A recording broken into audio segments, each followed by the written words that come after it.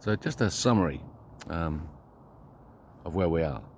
Earth is the center of the universe, the center of the magnetic bending with the torus and the sphere, creating a needle point at the center that doesn't meet, creating rotation, creating a magnetic system, which creates a gap of difference in time, and that gap is filled with a spark, which has momentum, reflection across the sphere that's created of the two-dimensional rotation. Inside the three-dimensional sphere is filled with light at the center of the planet. Each beat of Planck's constant, and that gravity is a piezoelectric effect of bouncing you off the planet. You accelerate from nothing to the current measured little g gravity newtons, kilogram meters per second squared is the kilogram. You're pushed off the planet, and then there is a rigid body instant, and so that, but you're going to stay there, so that you'll have a buoyancy above the actual line of the planet where you should be standing. You're standing above it, and so because it's a spherical system, your buoyancy is an expression of the centroid of bending. So your light in your heart of your myocardial fold, where your soul exists, the chip of light there in compression inside the sealed pericardium, the sac, the viscous membrane with no hole in it, no vector axis, right? There's no rotation inside the pericardium. There is a pulse, because that rotation has been transformed down from the piezoelectric effect of the planet buzzing with gravity holding you at that point,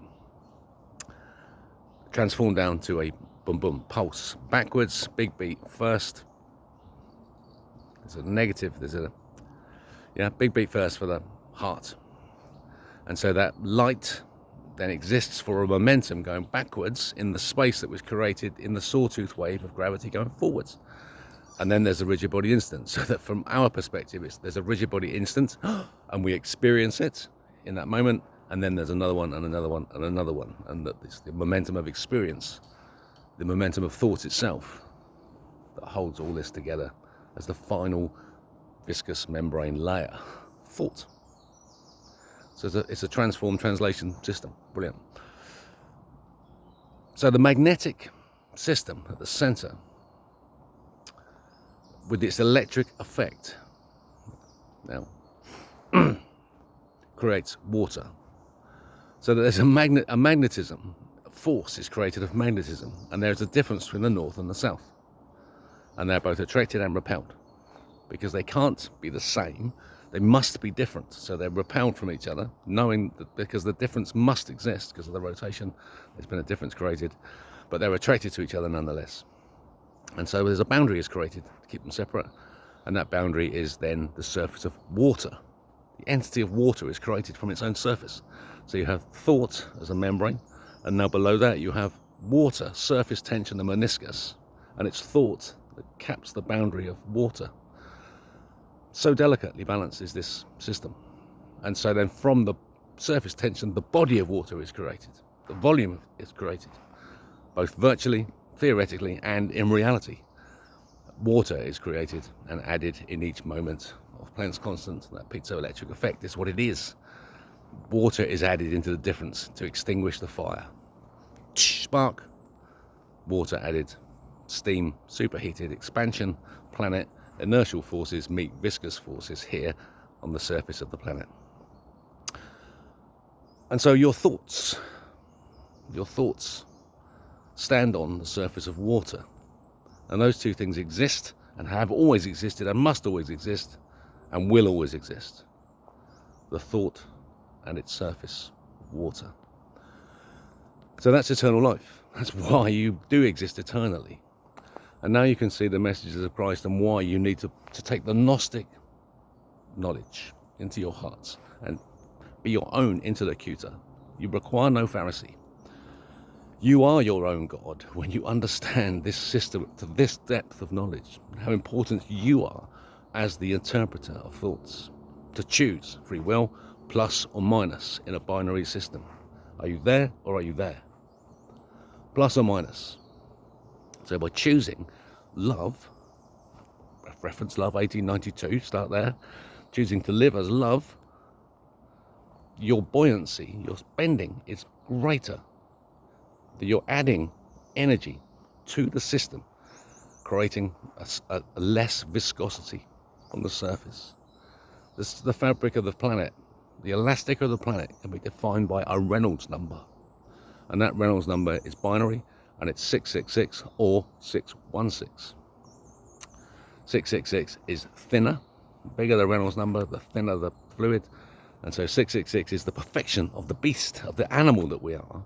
Everything works perfectly when we're 666.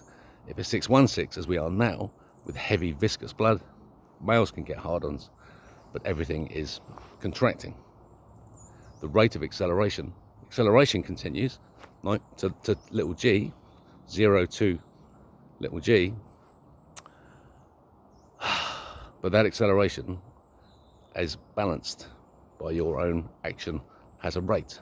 So there's a rate of acceleration, second, an acceleration squared, and it's I squared orthogonally squared. The area is the equatorial plane.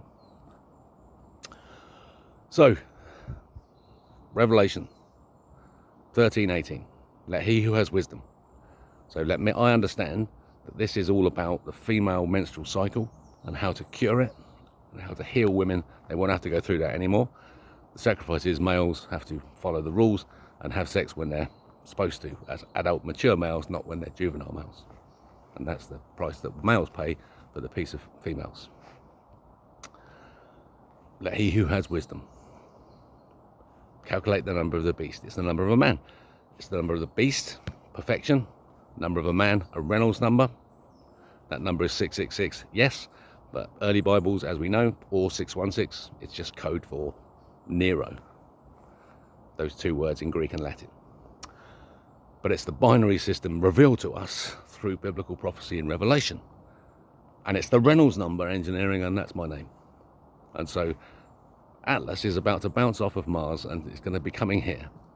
If you can grab this information today, learn the information about Reynolds number, engineering, the Dr. Victor Leve proving the lie, proving how the technique works. To break the technique, you become your own God, Gnostic.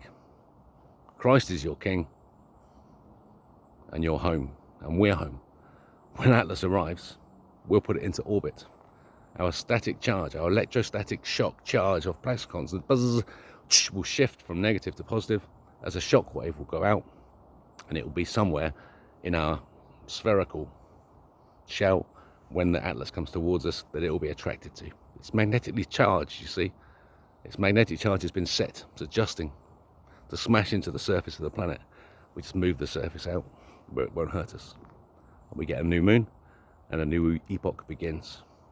Magnetic pole switch runs through. We all die, and we are reborn on the new planet. Welcome to New Jerusalem. Now, motherfuckers, do as you're told. Acts 3, 22, 23, please. I'm on my knees begging you. Listen to me. Or be separated from your people forever. Welcome to the future. Follow the Rebel King.